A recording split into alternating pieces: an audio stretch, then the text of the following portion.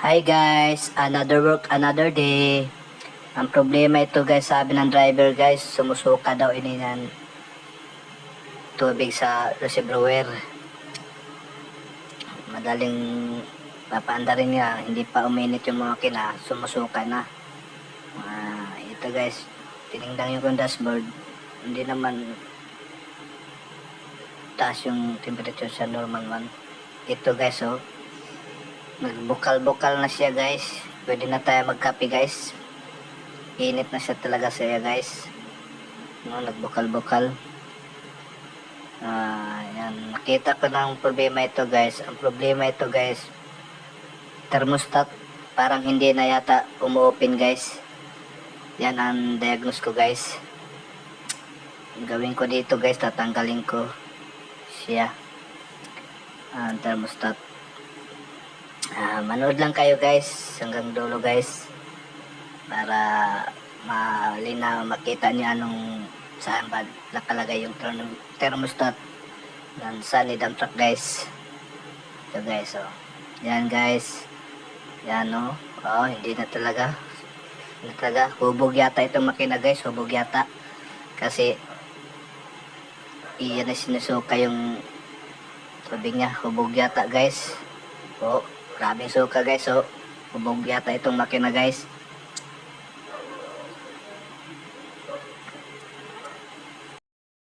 Shout out sa mga kaibigan ko guys, andyan nagtatrabaho sa RL Auto Parts, sila Ayan at saka si Rains, shout out, at saka tanal trabahante sa RL, shout out, at saka shout out din kan Sir Lolong, manager sa PCP.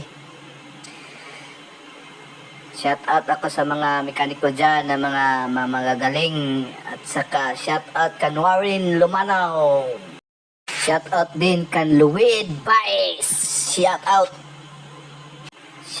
din kan Janry Granaderos, at sa shout out din sa asawa ko na si Angie Lamela, shout out. At saka shout out sa mga bayaw ko na sila Dumi at saka Alex at Bating, shout out. And Manang Ilsa, shout out din. Shout out sa lahat sa inyo. Manood lang kayo. Shout out din sa mga followers ko. At sa mga friends ko, shout out din. Paki-share yung video ko at paki-follow, paki-like.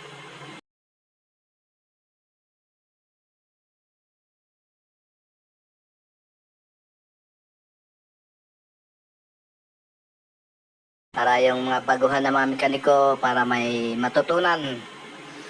Yan guys tinanggal ko na yan guys yung thermostat niya guys. Ang gahi-gahi talaga guys, ang gahi-gahi. Nagkalisya dito na itong thermostat. Ito yung thermostat guys. Housing, ang laki talaga yung housing ng thermostat guys yan, thermostat yan yung nawilang ko yan ng thermostat. Ang tawag dyan thermostat, dalawang thermostat yan guys. Huwag na natin to ibalik guys para yung tubig niya guys dumadaloy. At saka palagi na siyang lumusot kasi wala na siya yung thermostat niya para hindi na siya mag-overheat. Open na siya palagi. Yan ang tawag dyan, thermostat yung hinawakan ko yung dalawa.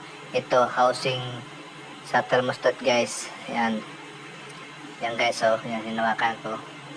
Ano lang kayo guys, hanggang dito na lang yung video ko guys. Abangan bukas guys. Thank you for watching.